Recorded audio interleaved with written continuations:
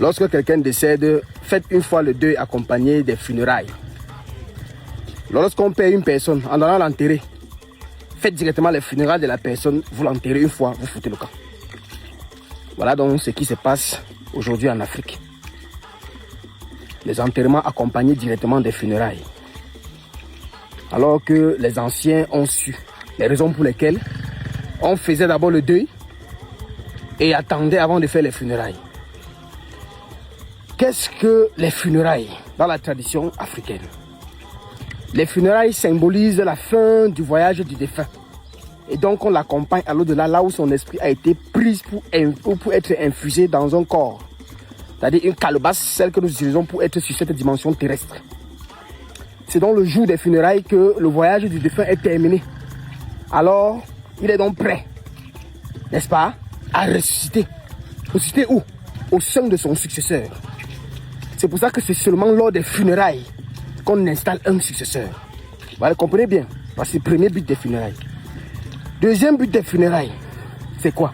C'est que les funérailles permettent de couper ce qu'on appelle dans la famille les dettes karmiques. C'est une malédiction transgénérationnelle qui peut venir de ton père. En réalité, ce ne sont pas les humains que nous offensons la nature. Et Dieu ne nous a jamais demandé de le supplier tous les jours pour demander pardon. On ne demande pas pardon à Dieu. On fait ce qu'on doit faire pour remédier à ce qu'on a causé comme désagrément. Et c'est ce que beaucoup de personnes ne comprennent pas. Qu'est-ce que je veux dire par là? Ça veut dire qu'avant qu'on ne fasse un funérail, vous allez voir qu'on va d'abord marcher, vous faites toutes les coutumes qu'il faut faire sur le défunt. Il y a les chèvres qu'on va donner à la chefferie. Il y a le défunt qui devait certaines chèvres, certaines choses, certaines salles du village qu'on va d'abord aller donner. Il y a des coutumes qu'il faut faire au lieu sacré. Il y a beaucoup de gens, même des dettes physiques. Au village, peut-être le défunt devait des gens, peut-être des choses qu'il a fait. Il faut d'abord marcher et résoudre tous ces problèmes-là. Pour ceux qui connaissent réellement les clauses des funérailles, on ne fait jamais le funérail de quelqu'un sans d'abord marcher et payer toutes ses dettes et faire toutes les coutumes qu'il faut avant de permettre que ce funérail soit fait. En tant donc que chef traditionnel coutumier, je suis très surpris aujourd'hui alors de voir donc des gens qui partent donc faire les enterrements accompagnés des funérailles. Et ça m'interpelle une fois de plus. Mais comment se fait-il que cela se fait dans des villages car il y a même des soi-disant chefs qui viennent assister? Parce qu'un chef traditionnel ne peut pas assister à une telle ineptie. Et ces terres sont interdits cela. Mais vu que nous sommes remplis donc des chefs du village et non des chefs traditionnels, des chefs du village qui ont été nommés, qui ont succédé, et non des chefs traditionnels qui sont nés chefs traditionnels avec la connaissance transcendantale, avec le lien sur la source des anciens, qui peuvent voir des choses comme ça interdites, c'est même eux parfois qui bénissent ce genre d'ineptie dans certains des villages. Sinon, je ne comprends pas comment. Dans un village où chaque village a un chef ou alors plusieurs chefs, si c'était des chefs traditionnels, ils auraient interdit les inepties pareilles. Sachez donc que mes chers amis, lorsque vous avez enterré quelqu'un directement vous avez fait les funérailles, vous venez de condamner cette personne-là. C'est pour ça qu'aujourd'hui, nos valeurs sont en train de se perdre. Parce que les soi-disant successeurs ne sont pas connectés. Ils vont se connecter comment? On a fait quel rituel de connexion? Qu'est-ce qu'on a fait pour qu'ils puissent rester alimentés par la personne qu'ils ont succédé? Rien du tout. On l'a enterré, le défunt, là, il faut faire asseoir sur la chaise. Quelle chaise? La chaise qui est vide et vaine. La chaise qui est fade et dépourvue de connaissances et de tout pouvoir mystique. Donc j'interpelle donc toute la population et tous ces gens-là, vous qui continuez à faire les enterrements accompagnés des funérailles. Ne venez pas demain pleurer. Hein.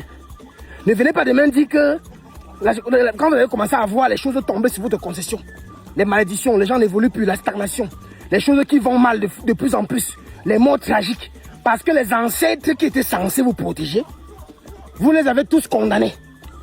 Les choses ne nous arrivent pas parce que on est faible parfois, hein. Ça nous arrive parce qu'on n'est pas protégé. Vous comprenez? Et qui nous protège? C'est nos ancêtres. Et donc si le successeur aujourd'hui, combien de successeurs aujourd'hui rêvent de ceux qui ont succédé? Je connais des successeurs qui font 2 ans sans voir le successeur, sans recevoir aucun message. Justement parce que les rites initiatiques de succession ont été ratés. Entre autres, j'ai cité les enterrements accompagnés des funérailles. Donc, il est strictement, lourdement, mystiquement, intensement interdit en Afrique de faire un deuil accompagné d'un funérail direct. On fait d'abord le deuil où on enterre le défunt. On laisse passer minimum 3 ans. Le temps de la décomposition charnelle, 1 an. Le temps de voyage de l'âme, 1 an. Voyage de l'esprit, 1 an. Maintenant, ça peut être 3 jours plus. C'est maintenant après qu'on vient faire des funérailles. J'étais à dire que le coup de feu qu'on tire souvent pendant les funérailles, là, C'est un coup de feu mystique. C'est pour que si le défunt était attaché, comprenez bien pourquoi on tire des coups de feu pendant les funérailles. Parce qu'il a compris que dans certains villages, les chefs ne tirent plus. On a qu'on ne tire plus les coups de feu. Parce que qui tire, celui qui tire, c'est un initié. Le coup de feu qu'on tire pendant un funérail, comprenez bien, c'est pas un coup de feu c'est pas le jouet. C'est pour réveiller un défunt. Si c'est qu'il il avait été attaché par les gens, s'il avait quelque chose qu'il avait retenu. Dès qu'on fait souvent, tout en haut là, boum, il se saute, il se lève. Comprenez donc, c'est pour ça. Donc, pour une déwa, c'est tamgawo.